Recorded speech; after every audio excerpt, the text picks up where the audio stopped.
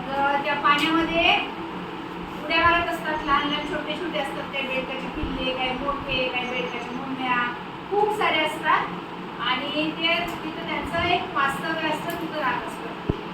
एक दिवस काय होतं, एक बेडूक तलावाच्या काठावर बसलेला असतो, छोटंसं पिल्लू, आणि मग तिथे बैल पाणी प्यायला येतो. त्या तलावाचं पाणी प्यायला कोण येतो? बैल येतो. तो पाहतो आणि मग आतमध्ये जातो पाण्यामध्ये. जो मेन बेडूक असतो की नाही, तो गर्विष्ठ असतो, त्याला खूप घमंड असते का सगळ्यात मोठा मीच आहे म्हणून. तो छोटा बेडूक त्याला सांगतो की आपल्या तलावाच्या शेजारी एक मोठा प्राणी पाणी प्यायला आला होता आणि तो खूप मोठा होता. त्या बेडकानं जे काय सांगितलेलं असते बाकीच्या बेडकाला की मीच सगळ्यात मोठा आहे, या पृथ्वी तलाव काय आहे, मीच सगळ्यात मोठा आहे.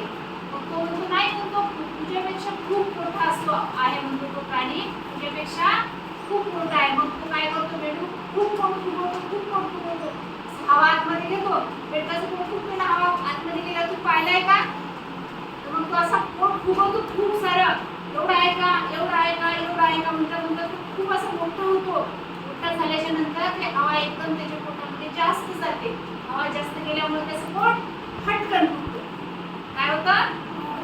फटकन फुगतं. म्हणजेच कथेचं तात्पर्य असं आहे की कोणत्याही गोष्टीचा अति गर्व करू नये, गर्वाचे घर खाली.